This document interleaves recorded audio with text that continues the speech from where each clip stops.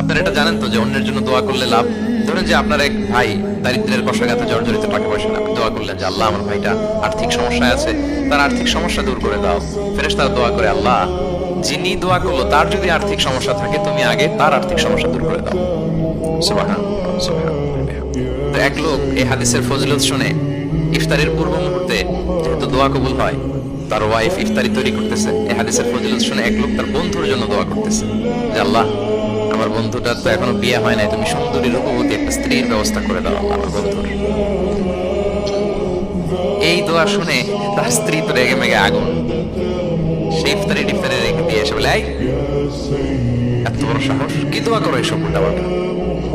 স্বামী বলে, কি দোয়া উল্টাপাল্টা, কি দোয়া করলাম? আমি তোমার বন্ধুর জন্য দোয়া করছি যে আল্লাহ তারে তুমি রূপবতী সুন্দরী স্ত্রীর ব্যবস্থা করে দাও। তো ওয়াইফ বলে, এই তুমি কি মনে করছো আমি হাদিসটা জানি না যে অন্যের জন্য ভালো কোনো দোয়া করলে আগে এটা নিজের জন্য কবুল হয়? সুবহানাল্লাহ। দেখেন ইসলামের বিধান কত সুন্দর। আপনি অন্যের কল্যাণ কামনা করলে এই কল্যাণ ফিরে আপনার দিকে আসে আগে।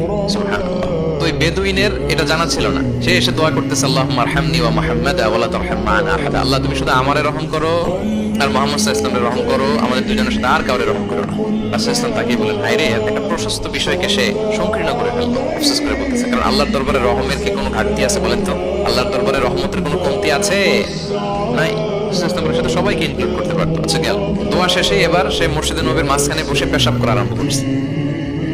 এবার তো সাহাবারা রেগে মেগে আগুন, কি এত বড় সাহস, মসজিদে নববীর মাঝখানে পেশাব! সবাই উদ্ধত হচ্ছে, তাকে মারতে যাবে। রাসূল ইসলাম সবাইকে সামলালেন, থামালেন, বললেন, রাখো রাখো রাখো, ছাড়ো, আগে সারতে দাও। কারণ কেউ যখন ওয়াশরুম সারে মাঝখানে তাকে ডিস্টার্ব করা যায় না, এটা তার ক্ষতি হবে।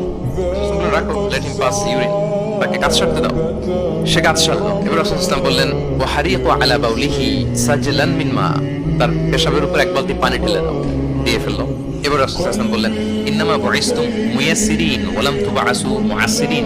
সাহাবারা মনে রাখো, তোমরা সহজপন্থী হিসেবে প্রেরিত হয়েছে, তোমরা কট্টরপন্থী হয়ে পৃথিবীতে প্রেরিত হও নাই। সুবহানাল্লাহ। তাহলে যে কোনো জিনিসের সলিউশন আপনার সহজভাবে করতে হবে, জটিল বানানো যাবে না। আমরা অনেক সময় জটিল থেকে জটিল করি।